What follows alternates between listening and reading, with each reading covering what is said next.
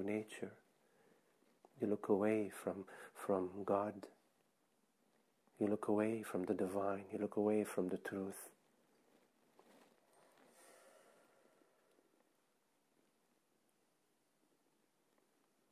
You try to revive the cadavers. Cadaver reviving business.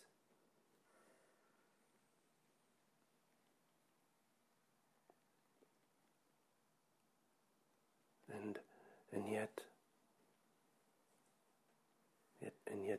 you love the truth. You love the peace. You love the happiness. You love the tranquility. You love the freedom. So notice and see how there is nothing that limits you but the identification of thought that you say yes to. You say yes to yes. You say yes. I am this man. I am this woman. I am this body. I am sick. I am strong. I am this and that. You say that. You say yes to that.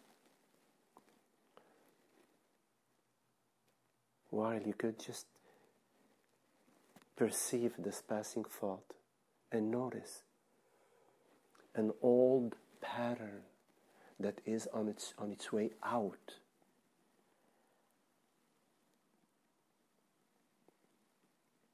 You have to welcome its way out, not welcome its way in.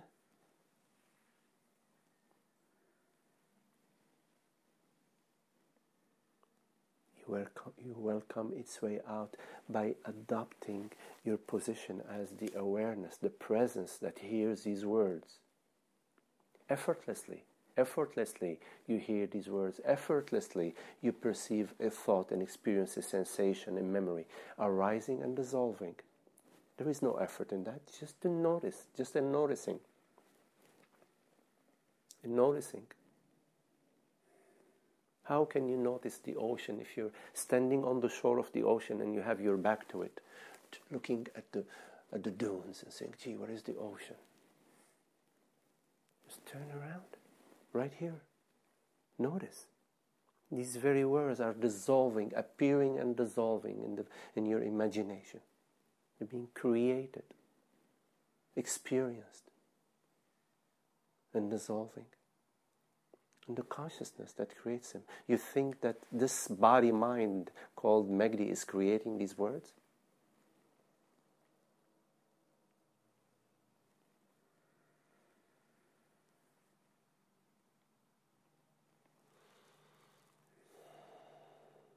You think that you are thinking this thought?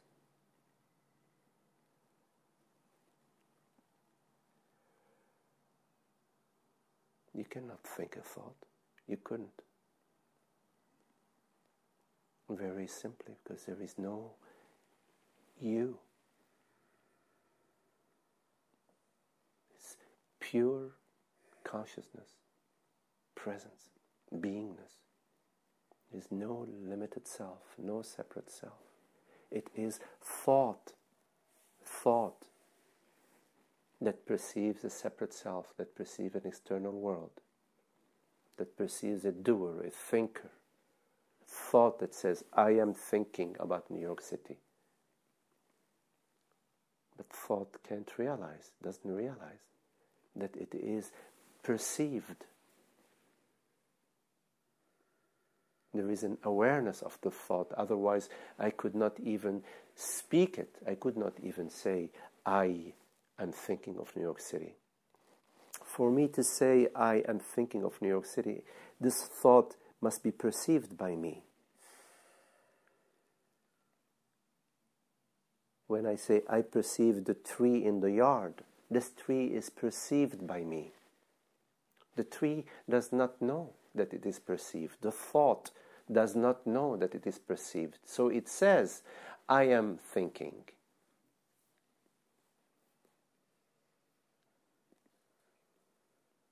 What is perceived is the conscious, the light of awareness is shining onto it.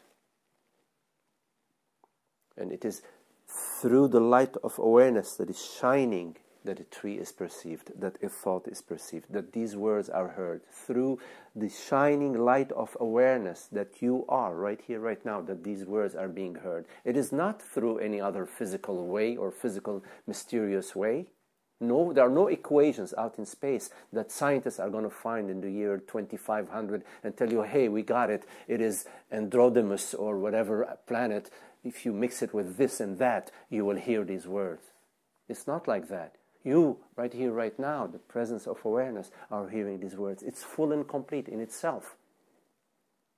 It's not lacking an explanation. We are not waiting for scientific discovery to tell us what reality is. Because reality is real, period, across the board. And we are that. I am that. You are that. I am.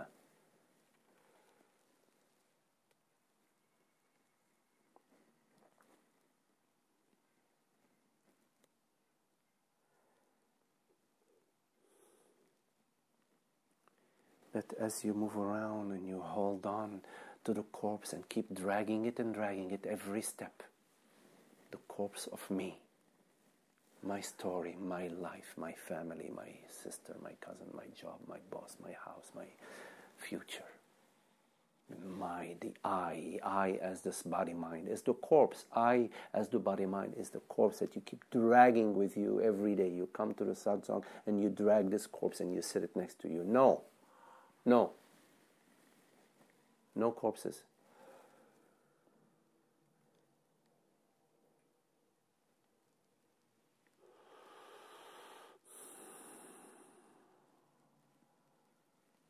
There's nothing lacking to consciousness. Nothing. Absolutely nothing. Nothing lacking. It dreams all dream. When you are sleeping, you're dreaming of a pauper, a poor man, walking around, in the sand, needing and lacking, and you're dreaming that.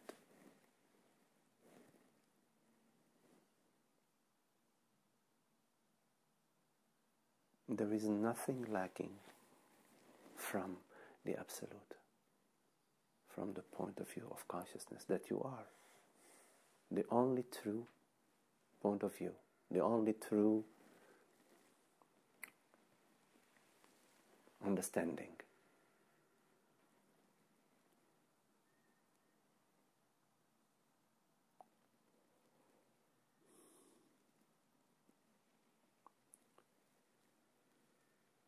You can allow the intelligence to operate. It does what it needs to do. It takes care of you. It's divine intelligence. It is divine intelligence that shines every thought through you. You don't need to channel it through the mind. You don't need to channel it through me, the man, through, let me think about it. It has to come easy. It's easy and happy.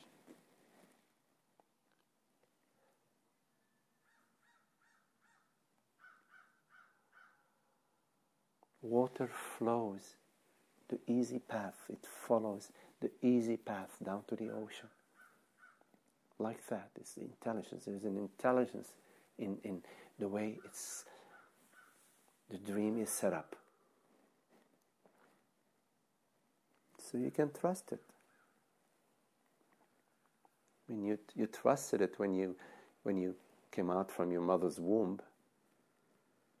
You think that you planned it and figured out what's the way out and how to best do it. No. Divine intelligence guided the entire process, the entire dream. It's guiding this. The hand of God is guiding this. It's guiding you. Take that hand. Take the hand of God. Allow her to guide you. She's all love. Complete love. She loves you through and through and knows what's what. Don't be so concerned about this form, about this body. Don't be identified with it. Just respond with gentleness, with love, with care. Easy does it.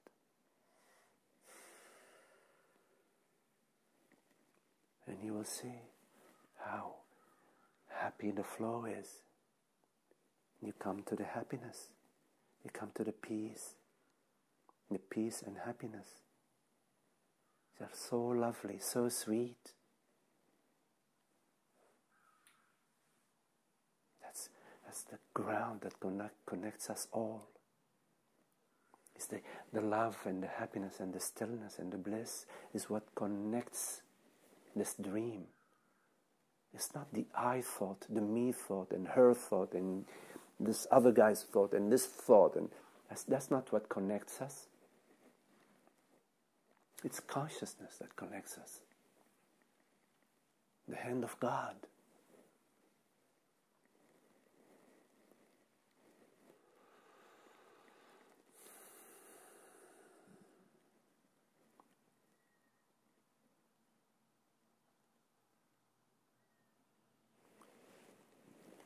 Turn your attention to the presence, to the stillness, to the openness, to the space.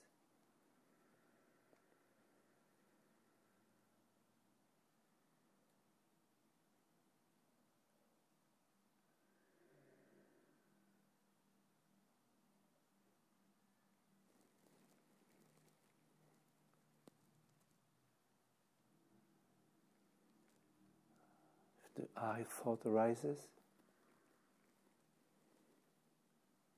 don't give it your full attention or your full belief. Do not feed it with your behavior. Do not feed it with your reactivity, with your actions.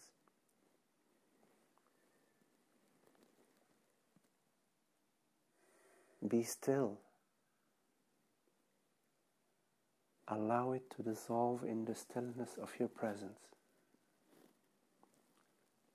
It will come to rest and will not create a turmoil and a snowball. Same with the eye sensation, the knee sensation, the contraction that might arise in your body-mind.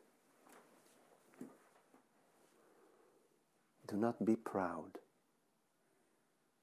Do not be vain.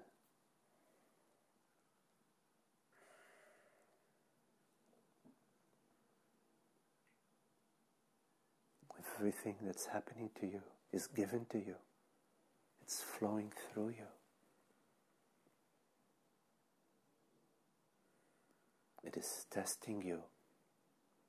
And it's inviting you as it's testing you to wake up. To come to the truth. To come to your true nature. To come to the self. To come to God.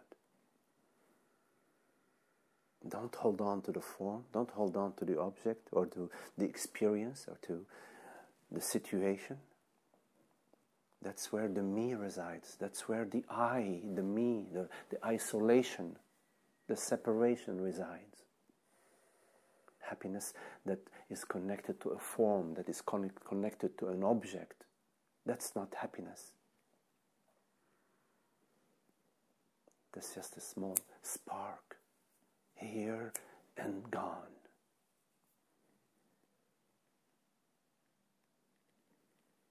Be wise.